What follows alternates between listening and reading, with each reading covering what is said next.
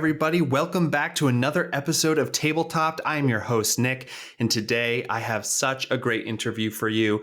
We are interviewing Rob Benson, co-founder, creative director of Let's Roll Press, but kind of more relevantly, you guys have just released your Kickstarter. It's about halfway through right now of Chaplewick, a bunch of adventures, levels 1 through 13. This is a D&D 5e, correct? Correct, yes. And to clarify, 2014, but we will have 2024 stuff in there. And I definitely knew that prior to last. Do you prefer Leroy or Rob? Yeah, I go by Leroy typically online. Cool. Rob is my government given name for my day job.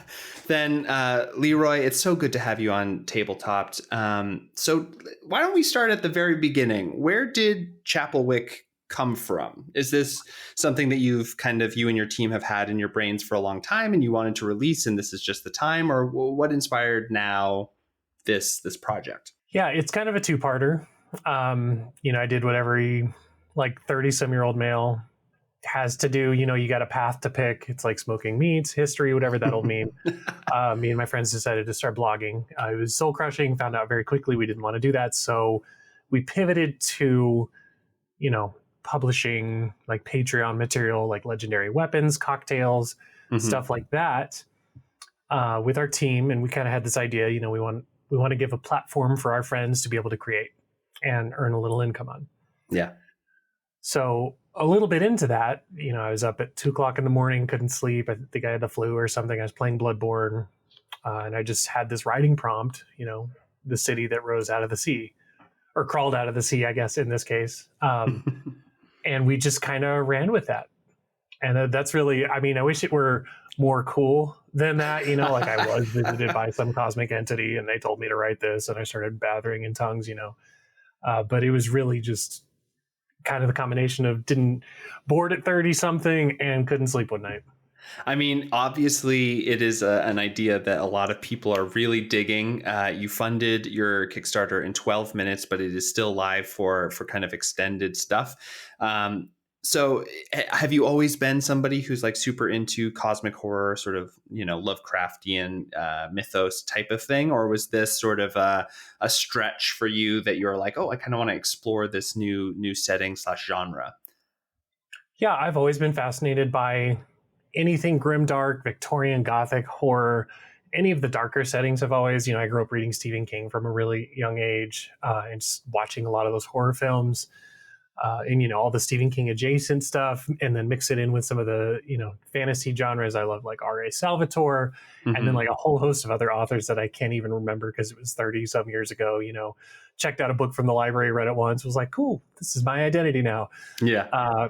But, I've played through Bloodborne like probably 8 million times, every Souls game, a lot of the horror games, just been into a lot of the Lovecraftian stuff. That's really kind of it. It's I have Path of Exile stuff on, which is kind of a horror ARPG. I love Diablo. Again, if it's like dark, gritty, then I'm into it. Yeah, and you've put a ton of work into this. I'm sort of scrolling through everything that's in this book.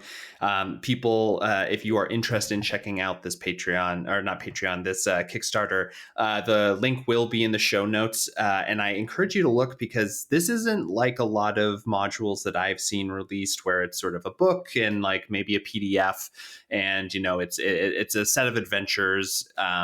This is something kind of else. There's not only the book and the set of adventures, but you have a ton of physical media that you guys are developing with it. There's not only dice sets, but you have new classes and subclasses. You even have like some really cool new mechanic-based add-ons to D&D, sort of like this Mind Rift deck. And I kind of want to talk about this a little bit because it's a pretty elegant solution to something that I've had a problem with in some past games, where it's sort of like, oh, you're crazy now and you just have to act crazy or whatever.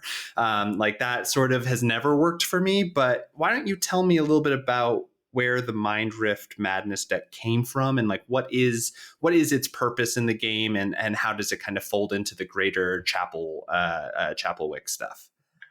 Yeah, the purpose of the deck is for immersion and roleplay. Yeah. Obviously, there's a mechanical element to it, but we really want it to invite players in to give up a little bit of, who they think they are, who they think their player characters are, and really just kind of roll with it. Mm-hmm. And we've developed this board game-esque version of it. I think we're on like the 9th or 10th iteration of it, and it might go through a couple more changes, but it has a really solid identity right now. So the madness effects themselves will vary. Some will be temporary, some will be maybe permanent, depending on how it gets role played. Some will be longer lasting, but there'll be madness checks. Hopefully that didn't come through. I gotta mute this little guy here. There we go. Hopefully there will be madness checks that players have to go through. There will be a lot.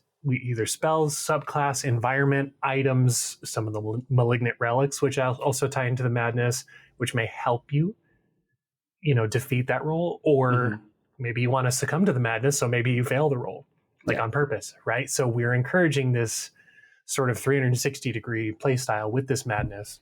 So you fail the madness, you draw a card, you draw a madness card, and it'll have 4 different effects on it. The first card you draw, you'll roll a d4, and that's the effect that happens. Yeah. From there, there's like a rail system that draws up to the next card. So each of the cards have like this randomized rail. So if you roll a d2, you get a 2 on the d4.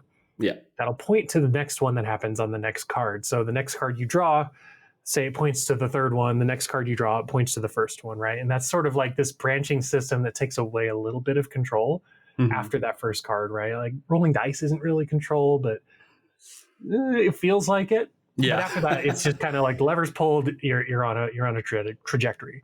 Yeah. And we're hoping that this will, keep a bit of the randomness in it and give it a different journey every time. And that just helps us consolidate on card space too.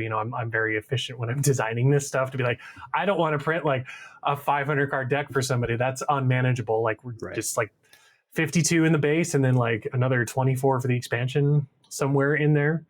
But once you've drawn past your third, what'll happen, and this happens with any player, is a despair will happen, and that's a greater madness effect that happens to the party. Yeah. And so if you're not managing your madness right, or if you're drawing too much madness, you might piss your party off, or maybe they're getting into the madness with you. I don't know. It just opens up a lot of that. But the despairs are going to be things like jump out and attack you. Everybody experiences this. You might slip into, like an upside down type realm, or you might have to sacrifice, give something up. And so those despairs will be more punishing than the madness. And on top of that, the city itself has a madness, basically play clock. So it will advance the madness forward every time a despair is drawn. And as the city develops further into madness, worse and worse things happen. Players will fail rolls more often. And we also have a resilience point system too. So once the madness has resolved, you'll flip a card over and that will count for resilience. So you can use resilience to succeed maybe on another madness check, or maybe it's involved in some spell casting, or maybe you can buy down the madness counter, like the global madness counter. Yeah. So again, like a very simple, like there's just like 3 cards, but the things that you can do with them really are intended to draw the player in, intended to interface with every aspect of Chaplewick, and intended to be more than just, you go crazy. It's like, well, how do you go crazy? Why do you go crazy?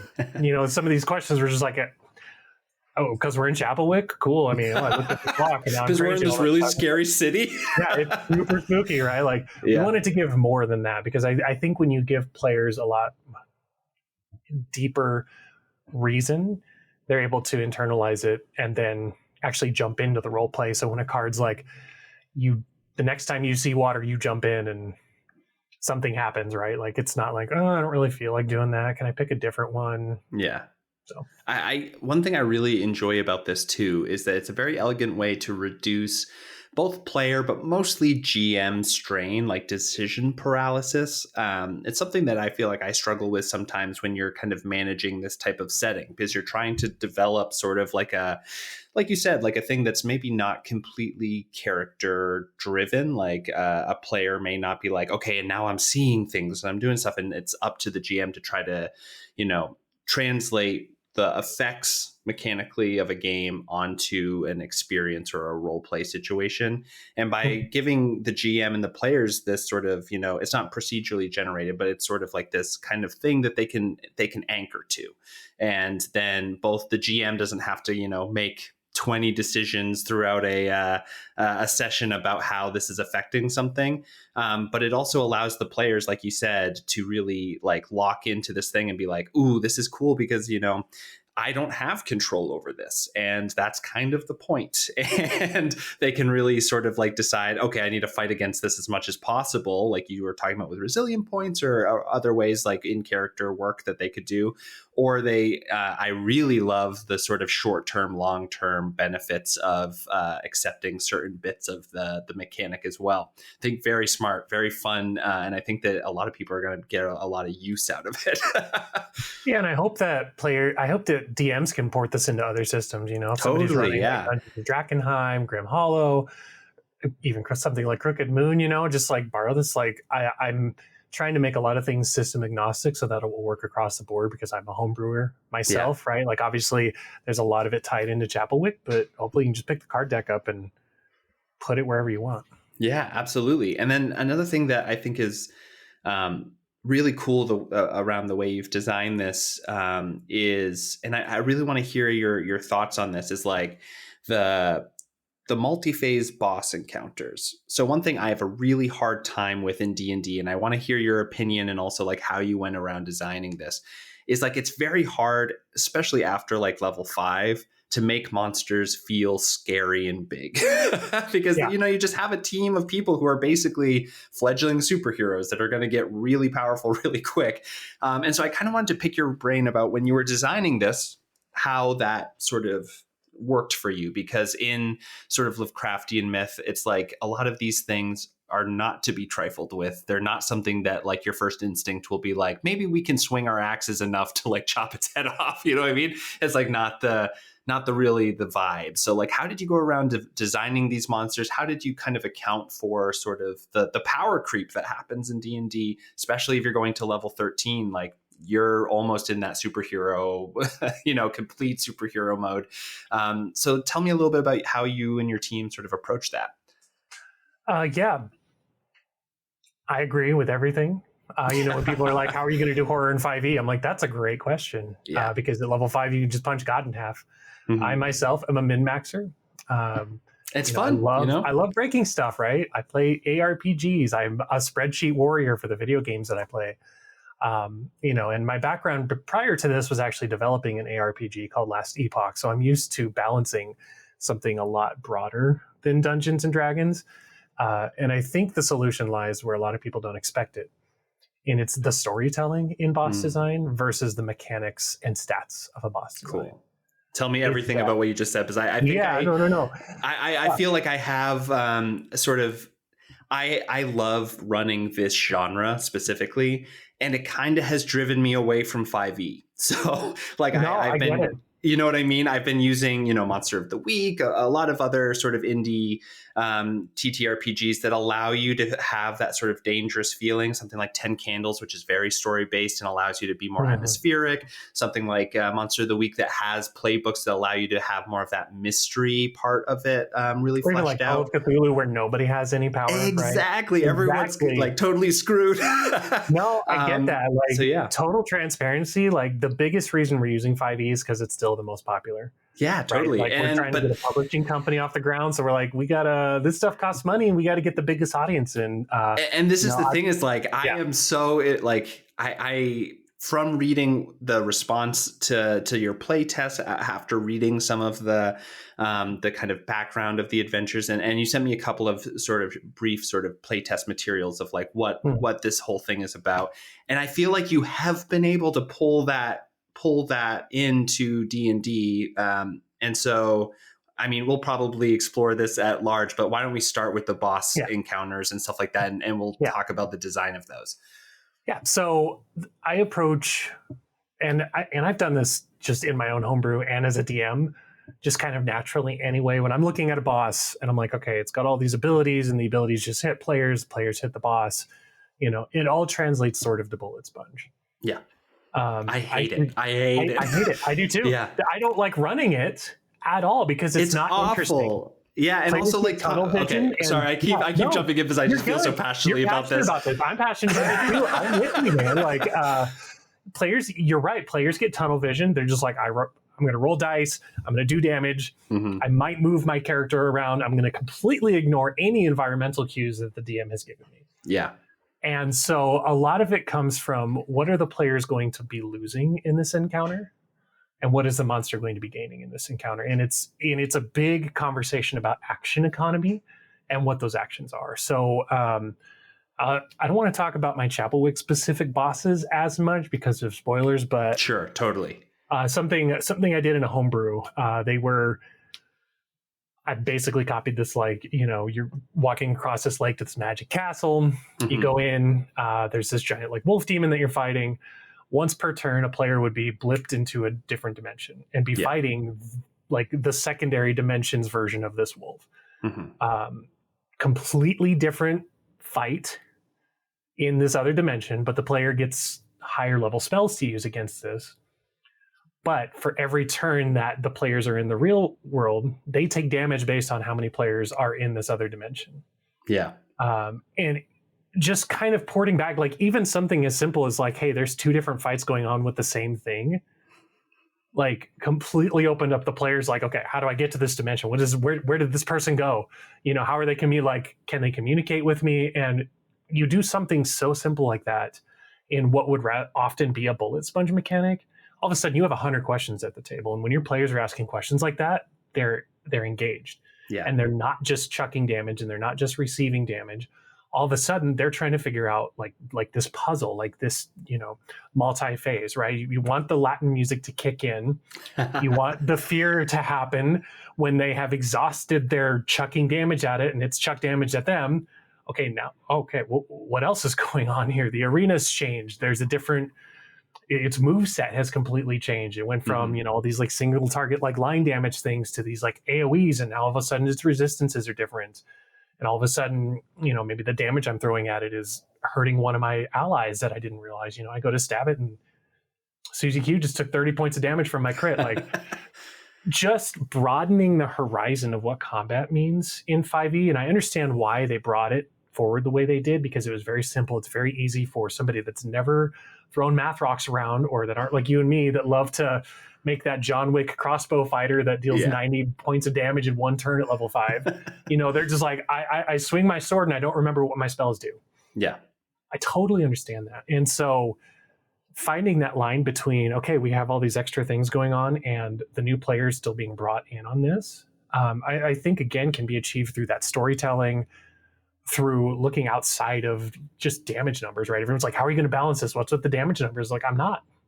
I'm going to give you options and storytelling options, and I'm going to give you clever mechanics that the players can engage in, that the DM can engage in, to bring players in further so that they, A, are asking questions, B, they're not just chucking stuff at a bullet sponge, and C, they have to think outside the box a little bit. And that comes from a video game design background, somebody that's played these Souls-like games my entire life, all the way back to like Kingsfield, which predates like Demon Souls for, FromSoft, stuff like that, of, watching these innovators just, I'm not just doing this on screen to like, oh man, there's something over there I have to do over there before I get to this guy. And then he changes and does this. It's just, broadening. That's really like the best way I can put that, is broadening the combat scope. Yeah. And one thing I want to touch on, because I think it's so smart, is the idea of how can you raise questions, especially in this genre where the idea of holding a bunch of questions that you might never get the answers to is kind of, genre specific and feels very good.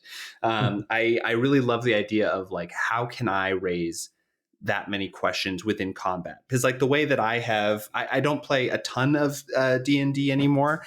However, I do run a game right now, and whenever I have combat, especially when it's like a boss encounter, something that's supposed to feel weighty and big, I am always like, okay, I need to at least put some sense of like a puzzle in here. Like, what is also happening in this room that makes this fight change in some way, for the people who aren't, you know, just fighters or whatever, for them to actually feel like they have a lot of agency in affecting and working the fight. So I really like the idea of like design towards questions that your characters will be able to have, like you said, someone gets blipped away, like why didn't I get to roll a check, why is this happening, what's going on here? It's like that's all great. That's all great at the table.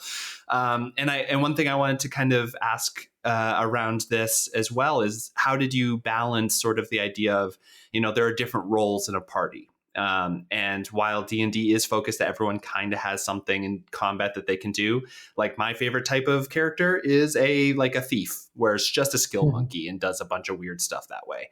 How did you also account for that kind of stuff in your design? Is it sort of broad and welcoming for all of these people, or is it more like you were talking about, like these guys are going to hit really hard, you might not know why, and like you might also not be able to affect it that much? Let's bring D&D back a little bit to like, it's okay to run away sometimes. So this will be a very abstract answer, and I'm sorry, but I hope it translates well. So I'm a composer as well. Okay. I'm writing all the music for it. And when I'm writing music, you know, and I'm thinking about this orchestra in front of me, you know, I was a band director, I played in a symphony for a long time. I'm trying to figure out how to give everybody their moment in one piece. And so when I'm looking at designing these boss encounters, I think the same way.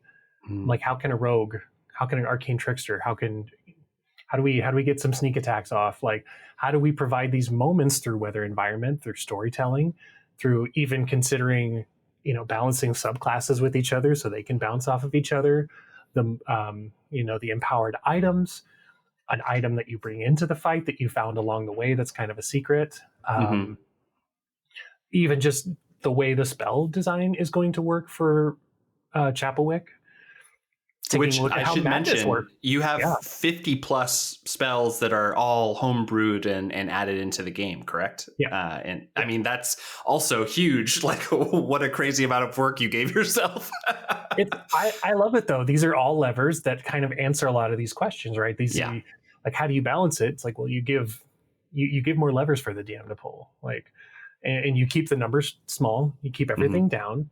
And that way, if you want to crank things up, you don't have to like do this with it. You can give it a nice, you know, sort of curve like that. And all of this will come together to achieve that effect. At least that's my goal. Hopefully I'm going to achieve it. I mean, so far it's been received well. I am squishing the subclasses all the way down to level 13. So the stuff you would normally unlock at 20, you get at level 13. You unlock things sooner within Chaplewick, because I want everybody to experience the full breadth of a subclass. Yeah. But you know, that it just, there's so much more, like with our death mechanic, our not death mechanic. Actually, that's the next thing I want to talk about. So transitions. There we go. Yeah, I want to. Oh my God, I'm dealing with a professional. Crazy. Yeah, so let's talk about this death mechanic. You've already talked about how you're super inspired by like Souls and a lot of id Software. Sorry, not id, From Software games. I mean, I love id Software too. I love playing 1995. You know, making maps for that back in the day. How did you go about it when you say a Souls-like death mechanic? I assume that it's sort of like that, like not reincarnation, but the sort of idea that like you fall and then you have to get back to where where you fell, and if you are able to kind of reclaim something, you're able to buff in some way. But I want to hear it from you. Like, what does that mean for folks who maybe aren't familiar with like an Elden Ring or whatever? What does that mean, and how does it show up in the game? Yeah, so to me, like Souls games, like they have their own obviously Souls-like genre, but in essence, they're also roguelites. And the way that they progress is like through death, and that all combines to sort of make this, you know, nitty gritty, like I die, but I'm not really afraid to die sort of thing, but I don't want to lose 2 million souls that I just farmed for and throw my controller through the window. You know, that's sort of the effect we wanted to achieve within Chaplewick during the day. Yeah, players can't die. So Chaplewick is preserving all of its citizens for essentially its sacrificial engine to continue to power and grow. That's like a whole cosmological conversation in the lore, which my wife Janelle wrote, not me. She just keeps asking me questions like, well, sacrificial engine. Okay, that solves that problem. But the mechanics themselves, right? When you get knocked in Chaplewick, say it's like a total party wipe, everybody just wakes up the next day. But there is going to be something that is lost from that player. Sure. And you might not always be able to get it back because the city's changing. You might not get it back until the next district. Yeah. Or you might have to backtrack a district to get something back. Yeah. And so this is where the 13th hour comes into play, is that, when the strike, I don't know if you saw the video, clock strikes 13, everybody's like, how does it do that? I'm like, it's magic. Quit asking me questions. It's cosmological horror. You look at the clock and it said 13 instead of 12. It's numbers, okay? Yeah. It doesn't matter that much. But then the city enters into what is considered the 13th hour, and that is where permadeath can occur. That is where our nightmare hunters roam, and they can claim, permanently the souls of the players to fuel Chaplewick. Yeah. And the players will have very, very ripe and juicy souls that the nightmare hunters absolutely will want. And so those encounters might not always be beneficial to fight. You might have to go power up and come back. So it's that you can't get knocked in during the day. You have to get your stuff back, but at night you can permanently die. That adds just a couple layers of progression. Maybe a player's first try boss. There's a couple Souls bosses I've definitely done on my first try. There's some I've done on my 100th try. And that's just kind of how it goes. Hopefully players don't get like 100 tries on a boss, right? But we want to, provide these different boss encounters. It might not be the same one every time that you're trying to get through, or maybe you just get total party wiped by some regular mobs in a dark room somewhere. And that room's not there anymore because it's Chaplewick. It's constantly changing. So there's just a lot that kind of goes into it that gives the DM the ability to, again, like inflict loss on players and then give them stuff in other areas. Yeah, it's really cool. I like the idea because one of the biggest things, especially for new players, and we've sort of kind of talked around this a little bit, but like new players fear making choices that have lasting consequences that they might not want. It's just like who we are as a species. Like we want to mitigate, the harms that come to us. But it's also not a very fun way to play a TTRPG. You need to take big swings. You have to make story moments for yourself. You have to do some stuff that's scary. You might only have a 20% chance of success. And I really do think that that's a really fun mechanic of just being like, make those choices. You're like, if you lose, it's bad, but like, it's not the end of the world until you hit that moment where like, and I love how then you have this sort of, the first 20 minutes of a 30-minute episode of something is sort of like things are dangerous and things can be crazy, but the last 10 minutes of a Buffy episode or whatever can be really scary. And I love that that's might die. Yeah, you are exactly. And forever, that's super cool. One thing that comes up for me though, and something that as a GM that I would feel a little scared of, and so I want to hear what you think about it, is that, like you said, maybe your body, or maybe collecting that whatever you lost, maybe that's in a different district now. Maybe it's one you've already been in. How do you prevent, and like you said, both of us are people who enjoy min-maxing, who like to make a character that's really awesome. I could see myself being like, okay, sorry guys, we have to backtrack, and we're just going to go back, and we're kind of going to go through the same area to get there. Like you said, the city is always changing, so I assume that you guys have made it so that that's going to be a fun experience too. Can you talk a little bit about that as well? Yeah, so we have like our own sort of bonfire system. That's actually kind of where Chaplewick comes from. Is there's a wick in a chapel, you light it, and that sort of becomes a safe place that's kind of consistent. Yeah. But the rest of the city, the blacksmith might be right outside. It might be a block away. The same people might not be the same from day to day. And we wanted to create that sense of, inconsistency within Chaplewick, really that it's a living, breathing city. And some of that will come into play in the 13th hour in the city itself, but it really is just this big, expansive city crawl. And the players, and I love what you said about like, hey, I want to backtrack and get this. I love the idea of that, maybe splitting players up for a session. Like that creates a really cool thing for a DM to do, is to do this like Scooby-Doo, like zoink, split up. Let's go check this out over here. Jinkies, I got my stuff back. Like that was very much on purpose, right? We want players to make these decisions. And all these decisions will end up piling up to sort of determine the ending of Chaplewick, which has multiple endings. Some of the players might try to get poached off by different factions that want their interest, and all of these other like inner city sort of things happening. And so by making the city come alive, making some of these roguelike things happen, it creates these moments for the DM not to just be like, right, this is a city crawl, we're going point A to point B, let's get across, let's get into 13th hour, get to the next one, let's kill this boss. Because that would be easy to do, right? Like we could just do, right, you're in district 1, you got to kill the boss to get to the next district. Yeah. And then just do that 13 times. Cool, we're done, print the book, ship it. Yeah. But by making these modular movable pieces, Chaplewick won't play the same twice for anybody, especially with the madness, especially with the way like the randomized city part is happening, which I think is cool. Somebody like you could get a big name creator runs through Chaplewick and watch it on a different channel, and it's like a completely different monster. And I love that idea. So that was really designed around the DM to have fun with, to do this splitting up, to give these players, like you said, the min-maxers. I mean, we got these choices. New players are like, oh, I'm gonna play it safe. I don't know if I'm gonna go get my stuff. Just kind of bring them actually closer together in that decision making. Yeah, I love that. And so I have kind of two more questions and then I kind of want to talk about Let's Roll Press generally. Like you said, you're sort of getting this off the ground, and I love indie presses. So I would love to talk to you a little bit about that. However, I was also thinking like, so you have a complete new class. Is it the Bell something? Let me look. Bell Founder, yes. The Bell Founder. Can you tell me a little bit about what the Bell Founder is, what role it plays in a party, and like what inspired you to make a full new character or a full new class? Because a lot of, designers, as they kind of go through, will be like, oh, I have an idea, I'll attach it to a pre-existing class, because that's a lot easier design wise, and then balancing something like a new class is hard. So what made you go down this path? What is this new character? How does it fit into a party? I'm just very interested. It's a terribly lame answer. The Bell Founder was actually a subclass of the Artificer, and the Artificer is not in the open gaming license. Sure.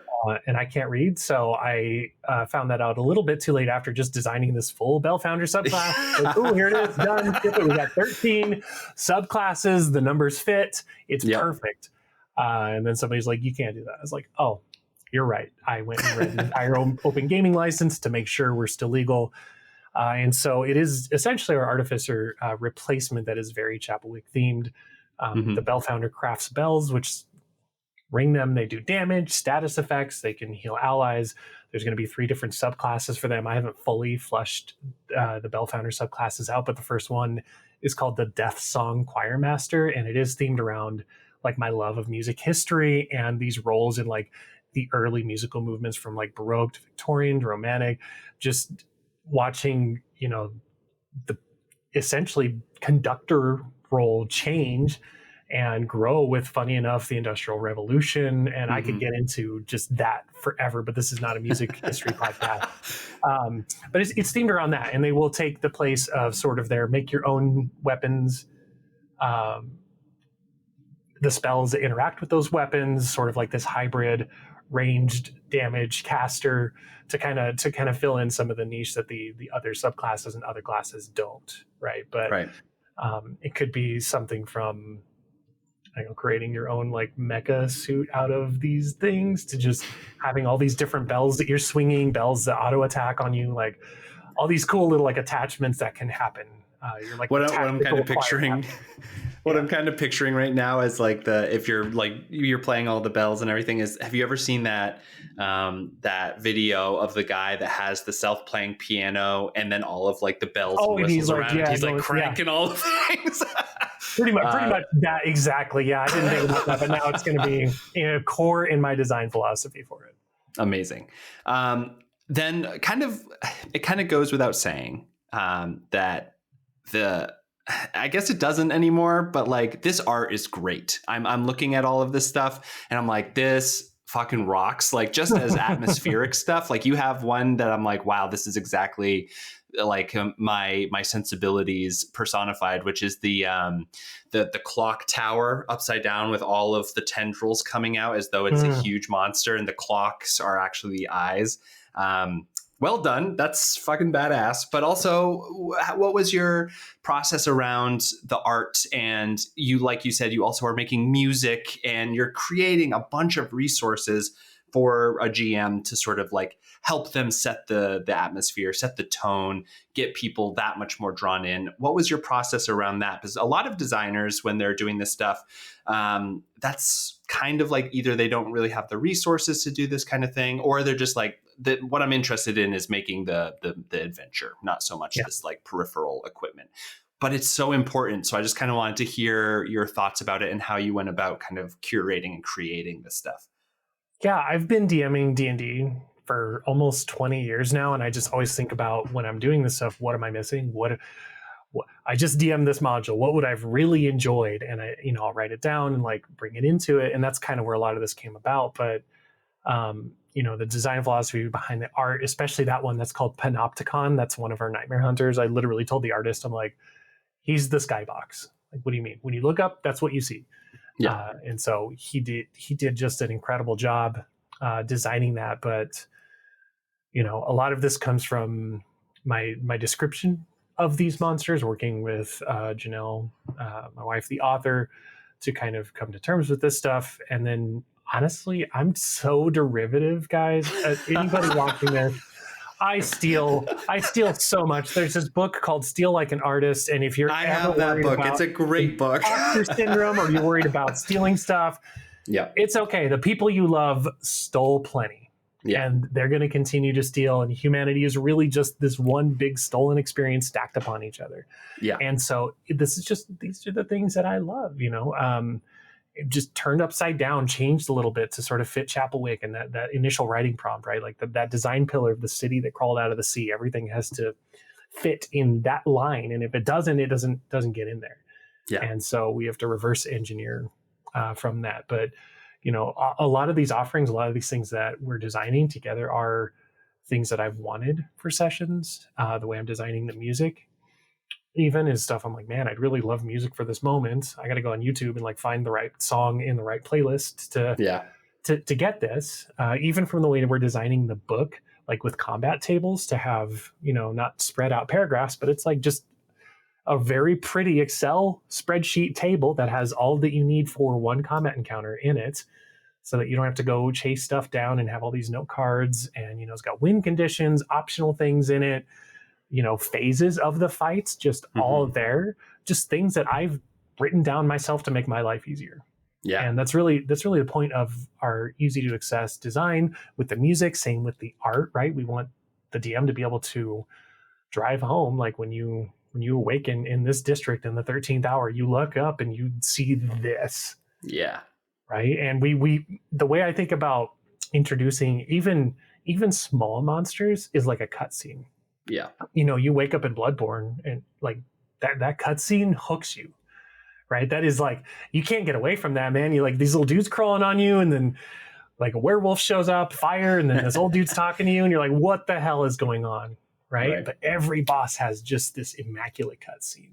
And even the way they designed, monsters showing up, they're like mini cutscenes, and even in Elden Ring and just all these games, even all the way back to like Chrono Trigger, I think about. Yeah. Like the way bosses are introduced, characters are introduced is so impactful, and that stuff stuck with me forever. That's the way that I wanted to design this, is that they're cutscenes, that they, draw the player in. They, again, make them ask questions. Panopticon, you should have a million questions when you look at that art. Yeah. All right. Enough about all this dope module, the great art that goes with it, all the value. You should go back it if you haven't already. Let's talk a little bit about, making an independent press. So I've talked to a couple of folks on here before, like Scripted Games. Love those guys. A couple of other folks who are all trying to, kind of make it so that people don't have to rely on these big corporations who do things only in a specific way. Like you said, if you're a DM and you're doing it all the time, you kind of know some ways to make, an adventure more accessible, easier to run, all these kind of things. So why don't we talk about Let's Roll Press. What inspired you to make it? You kind of said at the beginning of the episode that this was a way for you and your friends to sort of get some ideas out there, maybe make a little bit of money for the production of all of this stuff. And what are your hopes for Let's Roll Press? What's maybe in the future? You've been super successful in this this outing with Chaplewick. So what can we expect from the future? Yeah, I mean, why'd we start it? Just again, so that we could get our creative outlet going, right? My day job is sort of in finance, so it's I love what I do. I'm not in finance, I'm like adjacent to it, but sure. I don't have a creative outlet in my day job when it comes to fantasy and the things I love. And same with my wife, and same with Alexander, and the people that we work with. It's just that we do it, right? Like we just sit down and we do it, and it's crazy how many people do it, and then they don't think to. You don't have to turn every passion into, what we're doing, right? Yeah. Like we just happen to have like a business background. So we're like, hey, why don't we just try to make some money off it and do all this stuff? And it comes with a whole host of other things. But, there's stuff like Drive Through RPG, man. If you're like homebrewing and you're a DM, you can throw stuff on there and make a little bit and get your name out there. Like, we've just been very fortunate with the people that we've met, the partners that we've met. We've done like a lot of networking, and met a lot of friends that really enjoyed what we're doing. But seriously, it's just the city that that crawled out of the sea. Like that's it. That like if we stopped there, that would be the kind of the reason for our success is we found a niche of like, hey, people really want horror. We looked at Steinhardt killed it. People played through that. We looked, Crooked Moon came out, and there's just this desire. And for horror that works in 5e, I think would be like the box niche that we are filling right now. And there's only one official one, which is like the Ravenloft and Strahd. Like I guess those are two separate things, but they're kind of one in my mind because they're one part of the setting. Yeah, they pretty much are. I've played through them so many times. I played through one last year. I'm kind of just like, I love Strahd, and they're fun and they're great and they're nice. But like you're saying that there's a desire for more of that kind of adventure, I think. So you guys really nailed it. Other stuff that's coming up for us, what do we want to do? Like we just wanted to make a legitimate publishing company that we can continue publishing our ideas. We have one called City of Fortunes that's written. I've designed a lot of it. We have an artist lined up. It is essentially the retelling of a board game that shall not be named, where you collect money and rent from people, and it's all about fighting the power, or as one of our team members, Lewis, said, crit the rich. Sort of things. There's another one I'm working on. Hey, you got a tagline. we got the tagline already. We registered the domain. You can't steal it. We own crittherich.com. Nice. Another one I'm working on is Vampire Crash. It's literally just a vampire comedy punk that's just vampire puns, because I need a comedy outlet and I'm not very funny unless I take a long time to do it. One called Prodigal Star. It's about the heat death of the universe. You have to race back to the center and pull the ripcord on the Big Bang. Like we have all these like really cool, fun ideas that we're excited to bring to life kind of after Chaplewick. This will give us the ability to hire artists, right? We don't use any AI across the board at anything, whether it's writing the text, the music. We use AI to be like, hey, what's our forecasted Kickstarter end dollar amount clanker? So everything that somebody will receive in a book from us is done by human hands. Yeah, and that requires money to pay artists so that they can eat. I'm a composer. Prior to this, I like getting paid for the music that I write. I don't. People just go generate it on their phone and be like, "Here's some AI generated stuff for D&D." It's like, okay, So that's kind of the reason behind it. Is you want to pay people what they're worth. Yeah, as an actor and comedian, you're doing the Lord's work. Man, I've been paid in exposure more times than I can count, and I tell you what, I'm not anymore. Yeah, I'm just not. Exposure. I need real dollars. Yeah, I mean, this is great. We need more things like Let's Roll Press in the ecosystem, and so because like you said, Drive Through RPG, all these other things, they're great, but they're also so hard to kind of get a sense of like, is this vetted? Is this good? Is this what I want? Whereas when you have like sort of a set of folks who are really curating for an audience, you're kind of able to just, sit back and let them say, this is really cool. You should play it. So where can people sort of get involved? How can they follow you? Let's Roll Press as well. Of course, like I said, everyone, in the show notes, we have the link to the Chaplewick Kickstarter. When this episode comes out, there'll be 12 days left. And that's a good start, but I want people to, be able to find you guys once the Kickstarter's over. So where can they get involved with Let's Roll Press, and maybe even talk to you or whoever's running stuff over there? Yeah, everything we have is linked on our Kickstarter. Our Discord community is fairly active. We have a lot of fun in there. I'm the worst community manager because I'm just so laissez-faire and not professional about everything. So if you want to come in and have a very sarcastic conversation with me, I'm more than happy to. But yeah, my whole team is on Discord. We all chat with the community regularly. We answer questions. I mean, I'm just looking at our Kickstarter now. I've got 200 comments just on the Kickstarter itself that I've answered. Email, You can email me, Leroy at letsrollpress.com. Our TikTok is at Let's Roll Press. Our Instagram is at Let's Roll Press. Our website's letsrollpress.com, even though it just links you to our Kickstarter right now. That's where you can find us. But the easiest access is to get on Discord, get in general chat, and just tag Leroy. That's me. Amazing. Leroy, it's been so good talking to you. I know that we're going to be talking to each other in the future, unless you're like, I hated that guy. Because I want to talk about all these. I'm just really offended. You're seething. I could see smoke. I would love to talk about some of these other projects you got going. We can even, if you're interested in coming back and just talking about what it's like if somebody wants to try to create and launch something like this. Happy to have you on basically for anything, because so far from our conversation and just what you've put out here, I think you're doing great work, and I'm really excited to buy my copy. So, well, thanks. Are you going to be at PAX Unplugged this year? I am. So will I be able to see you? We will be there. So if you're hell yeah, okay, cool. We're sending everything off to print today. We still got to find a hotel to stay at, but well, also if you are around, we could talk about this off air too, but I would love to meet up so we can chat in person. And also if you're running any games or need someone to run games, I would love to just be involved, because I want to get my little mitts into Chaplewick and experience some of this for myself. So all right, my excited. People call you. No worries. Yeah. We'll get the managers involved. But that's true for everyone. Everyone, if you're going to PAX Unplugged, please swing by, see what Let's Roll Press it has going there. I will be wandering, so if you see me, you can say hi. But go support creators like Leroy and his crew. This is amazing. Thanks for having me. If you're thanks, man. And everyone, if you're interested in seeing or hearing more Tabletopped, please, you can subscribe. You can go to our Patreon. We have a couple free episodes there. We also have a module that Franco and I made. It's not as pretty as this, but it is workable for folks who just want something to run for some friends. And everybody, we appreciate you so much. If you have something you want to talk about specifically, a topic for us to address, go to our website, tabletoppod.com. We have a contact form there. And everyone else, we will see you in a few weeks. Goodbye. See ya.